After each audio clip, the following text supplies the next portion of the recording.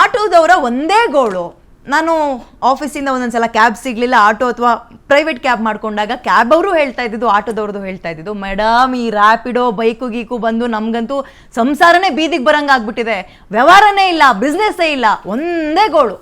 ಅದೇ ರೀತಿ ಇನ್ನೊಂದು ಕಂಪ್ಲೇಂಟು ಇದೆ, ಆಟೋದವರು ಬಿಟ್ಕೊಂಡಿದ್ದಕ್ಕೆ ಅಥವಾ ಅವ್ರು ಎಡ್ವರ್ಟ್ ಆಗಿದ್ದಕ್ಕೆ ಇವತ್ತು ಓಲಾ, ಊಬರ್, ರ್ಯಾಪಿಡೋ ಅನ್ನುವಂತಹ ಕಂಪನಿಗಳು ಬೆಂಗಳೂರಿನಲ್ಲಿ ಇಷ್ಟೊಂದು ದೊಡ್ಡ ಮಟ್ಟಕ್ಕೆ ಬೆಳೆದಿರೋದು ಅಂತ. ಹೌದು, ನಮ್ಮಲ್ಲಿ ಕೆಲವೊಂದು ತಪ್ಪುಗಳಿದಾವೆ, ಇಲ್ಲ ಅಂತ ನಾನು ಹೇಳಲ್ಲ, ನಮ್ಮಲ್ಲೇ ಇದಾವೆ.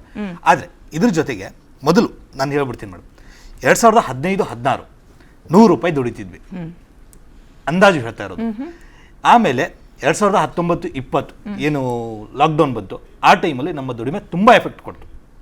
2 ವರ್ಷ ಎಷ್ಟು ಒದ್ದಾಡಿದೀವಿ ನಮಗೆ ಗೊತ್ತು. ಅದಾದ್ಮೇಲೆ ಪೀಕ್ ತಗೊಳ್ಳುವಾಗ ಈ ಅಗ್ರಿಗೇಟರ್ ಆ್ಯಪ್ಗಳನ್ನು ನಾವು ಕೂಡ ಬಳಸಕ್ಕೆ ಶುರು ಮಾಡಿದ್ವಿ. ಅದರಿಂದ ಏನಾಯ್ತು, ಅಗ್ರಿಗೇಟರ್ ಆ್ಯಪ್ಗೆ ನಾವು ಒಗ್ಕೊಂಡ್ಬಿಟ್ವಿ. ನಾರ್ಮಲ್ ಆಗಿ ರೋಡಲ್ಲಿ ಸಿಗುವಂತ ಬಾಡಿಗೆಗಳನ್ನ ಬಿಟ್ಟು ಆ್ಯಪಲ್ಲಿ ಸೀದಾ ಆ್ಯಪಲ್ಲಿ ಬುಕ್ಕಿಂಗ್ ಬರುತ್ತೆ, ಪ್ಯಾಸೆಂಜರ್ ಮನೆ ಮುಂದೆ ಹೋಗ್ತೀವಿ, ಪ್ಯಾಸೆಂಜರ್ ರೆಡಿ ಆಗ್ತಾ ಇರ್ತಾರೆ, ಬರ್ತಾರೆ, ಕೂತ್ಕೋತಾರೆ, 4 OTP ಹೇಳ್ತಾರೆ, ನಾವು ಅಲ್ಲಿಂದ ಅವ್ರ ಡ್ರಾಪ್ ಲೊಕೇಶನ್ ಕರ್ಕೊಂಡು ಹೋಗ್ತೀವಿ. ಇದು ನಮ್ಗೆ ತುಂಬಾ ಸುಲಭ ಆಯಿತು. ಆ ರೀತಿ ಆ್ಯಪ್ಗಳಿಗೆ ಒಕ್ಕೊಂಡು ನಾವು ಡ್ಯೂಟಿಗಳನ್ನ ಮಾಡಕ್ ಸ್ಟಾರ್ಟ್ ಮಾಡಿದ್ವಿ. ಇದ್ರ ನಡುವೆ ಸರ್ಕಾರ ಏನ್ ಮಾಡ್ತು, ಫ್ರೀ ಬಸ್ ಅನ್ನ ತಂತು. ಅದರಲ್ಲಿ ನಮಗೆ ದುಡಿಮೆ ಎಫೆಕ್ಟ್ ಆಯ್ತು. ₹100 ₹50 ಬಂದ್ವಿ. ₹50 ಏನೋ ದುಡ್ಕೊಂಡು ತಿಂತಾ ಇದೀವಿ. ಇವಾಗ ಈ ಬೈಕ್ ಟ್ಯಾಕ್ಸಿ ಬಂದ್ಮೇಲೆ ₹50 ₹25 ನಾವು ಬಂದಿದೀವಿ. ಏನಕ್ಕೆ ಅಂತ ಹೇಳ್ಬಿಡ್ತೀನಿ ಮೇಡಮ್. ಬೈಕ್ ಟ್ಯಾಕ್ಸಿ ಅವರು, ಅವ್ರಿಗೆ ಇನ್ಶೂರೆನ್ಸ್ ಇಲ್ಲ, ಪರ್ಮಿಟ್ ಇಲ್ಲ, ರೋಡ್ ಟ್ಯಾಕ್ಸ್ ಇಲ್ಲ, ಏನೂ ಇಲ್ಲ. ಎಷ್ಟೋ ಹೊರ ರಾಜ್ಯದ ಗಾಡಿಗಳು ಇವಾಗಲೂ ಕೂಡ ಬೆಂಗಳೂರಲ್ಲಿ ರ್ಯಾಪಿಡೋ ಬೈಕ್ ಟ್ಯಾಕ್ಸಿನ ಮಾಡ್ತಾ ಇದ್ದಾರೆ. ಒಂದು ಬೈಕ್ ಟ್ಯಾಕ್ಸಿ ಮೇಡಮ್ ಇಂದಿರಾನಗರದಲ್ಲಿ ಎಷ್ಟು ಕೇಸ್ ಇರ್ಬೋದು ಆ ಗಾಡಿ ಮೇಲೆ? ಗಾಡಿ ಮಾರಿದ್ರೆ 3 ಪಟ್ಟು ಫೈನೇ ಬರುತ್ತೆ, ಗಾಡಿ ದುಡ್ಡು ಬರಲ್ಲ. ಅಷ್ಟು ಫೈನ್ ಪಟ್ಟಿನ ಕೂಡ ನಾನು ನೋಡಿದ್ದೀನಿ. ಅದನ್ನ ಹೇಳಿದ್ದು, 2 ವೀಲರ್ ಮಾರಿದ್ರೆ ಅದೊಂದು 15-20 ಸಾವಿರಕ್ಕೂ ಹೋಗಲ್ಲ. ಬಟ್ ಆ ಗಾಡಿ ಮೇಲೆ ಇರೋ ಕೇಸ್ಗಳು ನೋಡ್ಬಿಟ್ರೆ 70-80 ಸಾವಿರ ದಾಟಿರೋದು ನೋಡಿದೀವಿ ನಾವು. ಇನ್ನೊಂದು, ಈ ಬೈಕ್ ಟ್ಯಾಕ್ಸಿಗಳಲ್ಲಿ ಇನ್ಸಿಡೆಂಟ್ ಆದ್ರೆ ಅವರು ರೆಂಟಲ್ ತಗೊಂಡಿರ್ತಾರೆ, ಏನೋ ಒಂದು ತಗೊಂಡಿರ್ತಾರೆ, ಹಿಡಿಯಕ್ ಆಗಲ್ಲ. ಅದೇ ಒಂದು ಆಟೋದಲ್ಲಿ ಏನೇ ಒಂದು ಎಡವಟ್ಟಾದ್ರೂ ಕೂಡ ವಿತಿನ್ ಅವರ್ ಆಟೋ ಡ್ರೈವರ್ ಎಲ್ಲಿದ್ರು ಸಿಕ್ಬಿಡ್ತಾನೆ. ಏನಕ್ಕಂತಂದ್ರೆ ಆಟೋ ಡ್ರೈವರ್ ಪ್ರತಿಯೊಂದು ಡೀಟೇಲ್ಸ್ ಪೊಲೀಸ್ ಅವ್ರ ಹತ್ರ ಇದೆ. ಏನಕ್ಕಂತಂದ್ರೆ ನಾವು DL ಇದೆ, ನಮ್ದು ಬ್ಯಾಡ್ಜ್ ಇದೆ, ಮತ್ತೆ ID ಕಾರ್ಡ್ ಮಾಡಿದ್ದಾವೆ. ಪ್ರತಿಯೊಬ್ಬ ಎಲ್ಲ ಆಟೋ ಡ್ರೈವರ್ ಗಾಡಿಗಳಲ್ಲೂ ಕೂಡ ಡಿಸ್ಪ್ಲೇ ಕಾರ್ಡ್ ಅಂತ ಇದೆ. ಆ ಡಿಸ್ಪ್ಲೇಗಳಲ್ಲಿ ನಮ್ಮ ಅಡ್ರೆಸ್, ನಮ್ಮ ಫೋನ್ ನಂಬರು, ನಮ್ಮ ಬ್ಲಡ್ ಪ್ರತಿಯೊಂದು ಕೂಡ ಇದೆ. ಆಟೋದವ್ರು ಏನೇ ತಪ್ಪು ಮಾಡಿದ್ರು ಕೂಡ ಇಮಿಡಿಯೇಟ್ ಆಗಿ ಸಿಗ್ತಾರೆ. ಇವ್ರು ಏನೇ ತಪ್ಪು ಮಾಡಿ ತಮ್ಮ ರಾಜ್ಯಕ್ಕೆ ಹೋದ್ರು ಕೂಡ ಅವ್ರನ್ನ ನಾವು ಹಿಡಿಯಕ್ಕಾಗಲ್ಲ. ಕರೆಕ್ಟ್. ಓಕೆ, ಬರ್ತೀನಿ ನಾನು. ಮತ್ತೊಬ್ರು ಆಟೋ ಚಾಲಕರು, ಇವರು ಕೂಡ ಸೋಷಿಯಲ್ ಮೀಡಿಯಾದಲ್ಲಿ ವಿಪರೀತ ಟ್ರೆಂಡಿಂಗ್ ಅಲ್ಲಿದ್ದಾರೆ. ಪರಶುರಾಮ್ ಸ್ಟುಡಿಯೋದಲ್ಲಿ ಜಾಯ್ನ್ ಆಗಿದ್ದಾರೆ. ಪರಶುರಾಮ್ ಅವರಿಗೆ ನಮಸ್ಕಾರ, ಕಾರ್ಯಕ್ರಮಕ್ಕೆ ಸ್ವಾಗತ. ಸಂತೋಷ್ ಸ್ನೇಹಜೀವಿ ಮತ್ತೊಬ್ರು ಆಟೋ ಚಾಲಕರು, ಇವರು ಕೂಡ ಸ್ಟುಡಿಯೋದಲ್ಲಿ ಜಾಯ್ನ್ ಆಗಿದ್ದಾರೆ. ನಿಮಗೂ ಕೂಡ ಕಾರ್ಯಕ್ರಮಕ್ಕೆ ಸ್ವಾಗತ. ನಿಮ್ಮ ಅಭಿಪ್ರಾಯ ಏನು ಈ ರೋಡ್ ಟ್ಯಾಕ್ಸಿ ಅಂದ್ರೆ ಬೈಕ್ ಟ್ಯಾಕ್ಸಿ ಬಗ್ಗೆ? ಸಂತೋಷ್ ಅವರೇ. ಮೇಡಮ್, ಬೈಕ್ ಟ್ಯಾಕ್ಸಿ ವಿಚಾರ ಕೇಳಬೇಕು ಅಂತಂದ್ರೆ ರಾಜ್ಯ ಸರ್ಕಾರದಿಂದನೇ ಓಡಿಸಬಾರ್ದು ಅನ್ನೋ ಒಂದು ಪರ್ಮಿಷನ್ ತಿಳಿಸಿದ್ದಾರೆ. ಸೊ ಈಗ ಆಲ್ರೆಡಿ ಸುಪ್ರೀಂ ಕೋರ್ಟ್ಗೆ ಹೋಗಿದೆ. ಸೊ ಅಲ್ಲಿಂದ ಪರ್ಮಿಷನ್ ಬರೋವರೆಗೂ ಕೂಡ ಇಲ್ಲಿ ನಿಲ್ಲಬೇಕು. ಮಾಡೋದಾದರೆ ನಮ್ಮ ಥರನೇ ಇನ್ಶೂರೆನ್ಸು, ಟ್ಯಾಕ್ಸು, ಪರ್ಮಿಟು ಎಲ್ಲ ತೊಗೊಂಡು ಮಾಡಲಿ, ನಮ್ದು ಅದ್ರ ಏನು ಅಬ್ಜೆಕ್ಷನ್ ಏನಿಲ್ಲ. ಬಟ್ ಏನು ಇಲ್ದಲೇ ಮಾಡೋದಿದೆಯಲ್ಲ, ಅದು ತಪ್ಪು.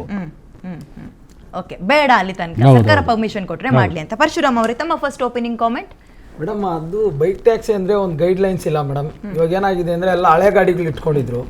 ಅದು ಇನ್ನೊಂದು ಮೇಡಮ್, ಇವಾಗ ಒಂದು ಆಟೋನೇ ಅಪ್ಪಿ ನಾವು ತಮಿಳ್ನಾಡು, ಹೊಸೂರು ಆ ಕಡೆ ಈ ಕಡೆ ಬಾಡಿಗೆ ಹೋದಾಗ ಸಪೋಸ್ ಬಾರ್ಡರ್ ದಾಟ್ಬಿಟ್ರೆ ನಮ್ಮ ಎಲ್ಲೋ ಬೋರ್ಡ್ ಗಾಡಿಗಳನ್ನೇ ಬಿಡಲ್ಲ. ಅಂಥದ್ರಲ್ಲಿ ಇಲ್ಲಿ TN, ಆಂಧ್ರ ಪ್ರದೇಶ್ ಗಾಡಿಗಳು ಅದೆಲ್ಲ ಬಂದ್ಬಿಟ್ಟು ಇಲ್ಲಿ ಬೈಕ್ ಟ್ಯಾಕ್ಸಿ ಮಾಡ್ತಾರೆ. ಅದೆಲ್ಲ ಯಾವ ಥರ ಮೇಡಮ್? ಒಂದು ರೂಲ್ಸ್ ಇಲ್ಲ, ಏನಿಲ್ಲ, ಸಿಕ್ಕಿದೆ ಅಂದರೆ ಹಳೆ ಗಾಡಿಗಳು ಯಾವುದಾದ್ರೂ ಎತ್ಕೊಂಡು ಹಂಗೆ ಮಾಡ್ಬಿಡ್ಬೋದಾ? ಇನ್ನೊಂದು ವಿಚಾರ ನಾನು ಹೇಳ್ತೀನಿ. ಮೊನ್ನೆ ತಾನೇ ಸಾರಿಗೆ ಟ್ರಾಫಿಕ್ ಕಮಿಷನರ್ ಅವರು ಒಂದು ಆದೇಶನ ಹೊರಡಿಸಿದ್ರು, ಗಾಡಿ ಚೇಂಜ್ ಇದ್ರೆ 112 ಕಾಲ್ ಮಾಡಿ ಅಂತ. ನಮ್ದು ಗಾಡಿ ಚೇಂಜ್ ಇದ್ರೆ 112 ಕಾಲ್ ಮಾಡಿ. ಸರಿ, ಅದೇ ಬೈಕ್ ಟ್ಯಾಕ್ಸಿ ಅವ್ರಿಗೆ ಯಾಕಿಲ್ಲ ರೂಲ್ಸ್? ಅವ್ರಿಗೆ ಯಾಕಿಲ್ಲ ರೆಗ್ಯುಲೇಷನ್ಸ್? ನಮ್ದು ಗಾಡಿ ಚೇಂಜ್ ಇದ್ರೆ 112 ಕಾಲ್ ಮಾಡಿ ಕಂಪ್ಲೇಂಟ್ ಮಾಡ್ಬೇಕಂತೆ. ಅವರು KL, AP, MP, UP, MH, West Bengal, Orissa, Punjab ಜನಗಳು ಅಷ್ಟೇ ಮೇಡಮ್. ಇವಾಗ ನೋಡಿ, ಇವತ್ತಿನ ಜನರೇಷನ್ ಅಲ್ಲಿ ರೇಷನ್, ತರಕಾರಿ, ಹಾಲು ಪ್ರತಿಯೊಂದೂ ಇವ್ರಿಗೆ ಆನ್ಲೈನಲ್ಲಿ ಬೇಕು. ಆನ್ಲೈನಲ್ಲಿ ಮನೆಗೆ ಡೆಲಿವರಿ ಆಗ್ಬಿಡ್ಬೇಕು. ಆಟೋ ಅಂತ ಬಂದ್ರೆ ಇವರು 1990ಕ್ಕೆ ಹೋಗ್ಬಿಡ್ಬೇಕು, ರೋಡಲ್ಲೇ ಬರ್ಬೇಕು. ಅದು ಇವಾಗೆಲ್ಲ ನಾವು ಡಿಜಿಟಲೈಸ್ ಆಗ್ಬಿಟ್ಟಿದೀವಿ ಅಲ್ವಾ ಮೇಡಮ್. ಬುಕ್ ಮಾಡ್ಬಿಟ್ಟು ನಾವು ಮನೆಗೆ ಬಂದ್ಬಿಟ್ಟು ಕರ್ದ ಕಡೆ ಬರಲ್ಲ, ಯಾಕೆ ಬಂದು ಕಾಯ್ದು ನಿಂತ್ಕೊಂಡು ನಿಮ್ಮನ್ನ ಕರ್ಕೊಂಡೋಗಿ ಎಲ್ಲಿಗೆ ಬೇಕು ಅಲ್ಲಿಗೆ ಬಿಡ್ತೀವಿ ಅಂತ ನಾವು ಹೇಳ್ತಾ ಇದೀವಿ.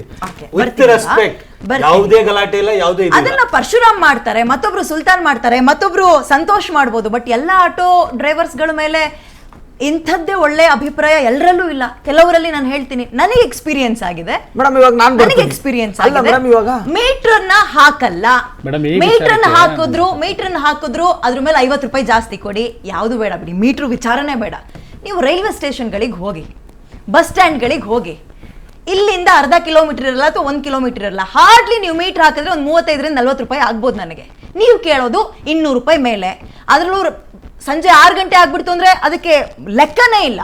ಅಗೇನ್ ನಾನು ಹೇಳ್ತಾ ಇದ್ದೀನಿ, ಎಲ್ಲಾ ಆಟೋ ಡ್ರೈವರ್ಸ್ ಮೇಲಲ್ಲ, ಹಂಗಂತೂ ಕೆಲವರು ಅಲ್ಲ, ಹಲವರು ಇದನ್ನೇ ಮಾಡ್ತಾ ಇದ್ದಾರೆ. ಇವ್ರುಗಳು ಹೆಂಗ್ ಮಾಡಿದಕ್ಕೆ ಇವತ್ತು ಓಲಾ ಊಬರ್ ಎಲ್ಲ ತುಂಬ್ಕೊಂಡಿರೋದು ಯಾರು ತಪ್ಪು? ನಾನು ಹೇಳ್ತಾ ಇಲ್ವಾ ಮೇಡಮ್, ಸಿಸ್ಟಮ್ ತಪ್ಪಲ್ವಾ ಮೇಡಮ್? ಸಿಸ್ಟಮ್ ಆಟೋ ಡ್ರೈವರ್ಸ್ ಗಳದ್ದು ಅಲ್ಲ ಮೇಡಮ್, ಮೇಡಮ್, ನೀವು ಇವಾಗ ನೋಡಿ ಮಾಡ್ತಾ ಇದ್ದೀರಾ, ನಿಮಿಷ, ಶೆಟ್ರೆ. ಏನಕ್ಕಪ್ಪ ಅಷ್ಟಾಗುತ್ತೆ? ಸರ್, ನಾನು ಸಿಂಪಲ್ ಆಗಿ ಹೇಳ್ತೀನಿ. ಆಕ್ಚುಲಿ RTO ಆಫೀಸರ್ ಹತ್ರ ತುಂಬಾ ಮಾತಾಡ್ಬೇಕು ಇವತ್ತು ನಾನು ಸಿಂಪಲ್ ಆಗಿ ಹೇಳ್ತೀನಿ ಪರಶುರಾಮ್ ಅವರೇ.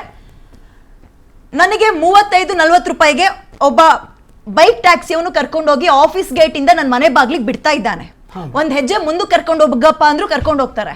ಆಟೋದವ್ರದ್ದು ಹಂಗಲ್ಲ, ನಾನು ಅರ್ಧ ಗಂಟೆ ನಿಂತ್ಕೋಬೇಕು, ಕೈ ಅಡ್ಡ ಹಾಕಿದ್ರು ಎಲ್ಲಿಗೆ ಅಂತ ಕೇಳ್ತಾರೆ. ನಾವು ಹೇಳಿದ ಕಡೆ ಅಂದ್ರೆ ಬರಲ್ಲ, ಅವ್ರು ಹೇಳಿದ ಕಡೆ ನಾವು ಹೋಗ್ಬೇಕು ಅನ್ನೋ ಪರಿಸ್ಥಿತಿ ಇದೆ. ನಂಬರ್ 1. ಎರಡನೇದು, ಇಲ್ಲಲ್ಲ ಸ್ವಲ್ಪ ಮುಂದೆ ಬಿಡಿ ಅಂದ್ರೆ ಮುಖ ಉರಿಸ್ಕೊಳ್ತಾರೆ.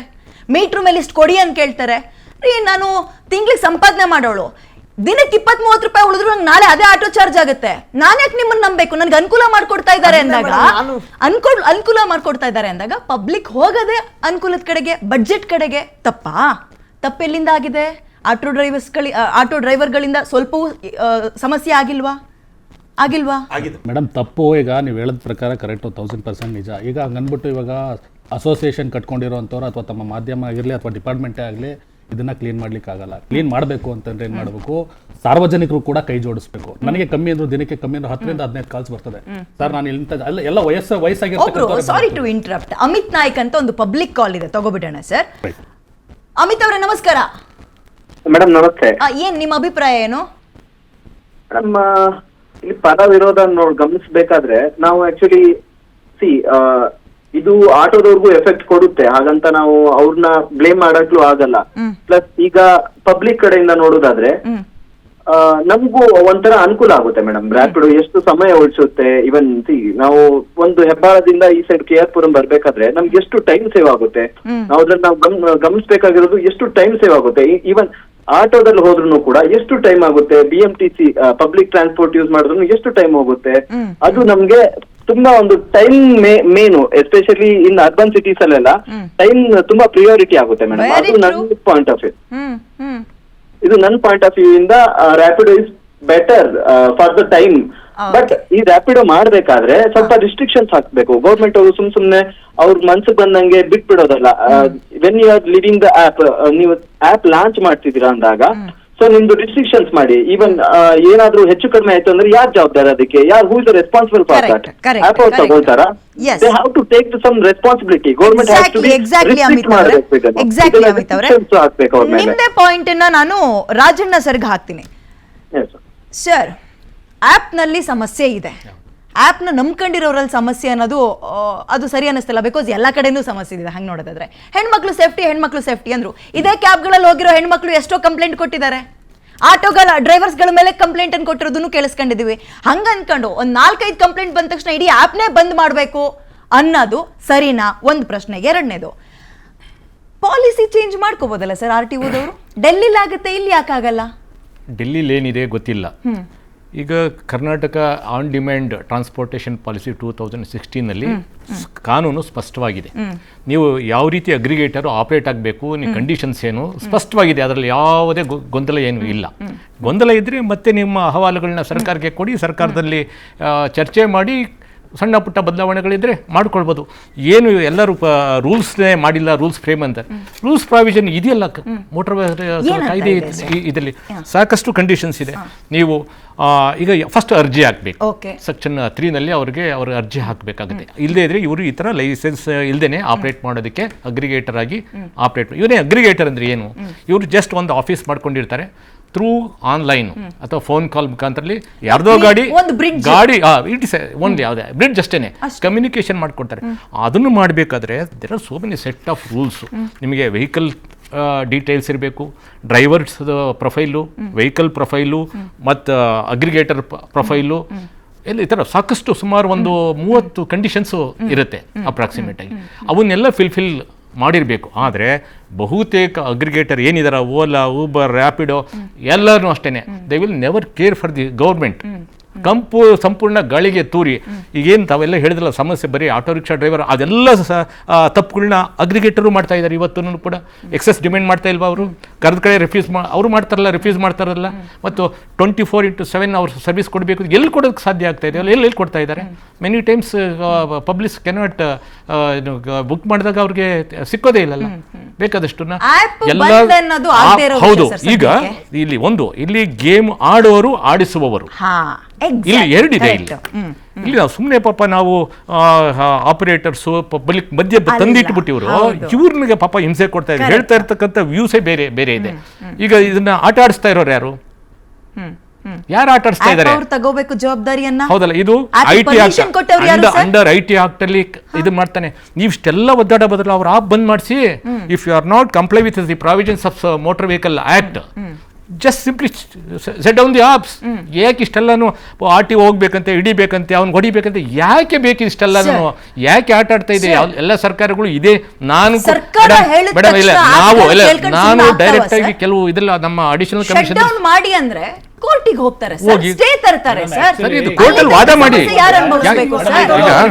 ಮೇಡಮ್. ಇದೆ ಖಾಲಿ 3 ಕಿಲೋಮೀಟರ್ಗೆ 300 ರೂಪಾಯಿ ಹೊಡೆದಿರೋದು ನನ್ನ ಹತ್ರ ಎವಿಡೆನ್ಸ್. ಈಗ ನ್ಯಾಯಾಲಯಗಳು ತೀರ್ಮಾನ ಮಾಡ್ತಕ್ಕಂಥದ್ದು, ನೀವು ಅಲ್ಲಿ ವಾದ ಮಾಡಿ, ನೀವು ಪರ ವಿರೋಧ ಅಲ್ಲಿ ವಾದ ಮಾಡಿ. ನಿಮ್ಮ ರೂಲ್ಸ್ ರೆಗ್ಯುಲೇಷನ್ ಕಾನೂನಿಗೆ ಚಾಲೆಂಜ್ ಮಾಡ್ತೀರಿ ಅಂದ್ರೆ ಅಲ್ಲಿ ಮಾಡಿ, ನೀವು ಸರ್ಕಾರನೂ ಮಾಡಲಿ. ಅಗ್ರಿಗೇಟ್ ಕಂಪ್ನಿಗಳ ವಿಚಾರ ಮಾತಾಡೋದು ಸರ್.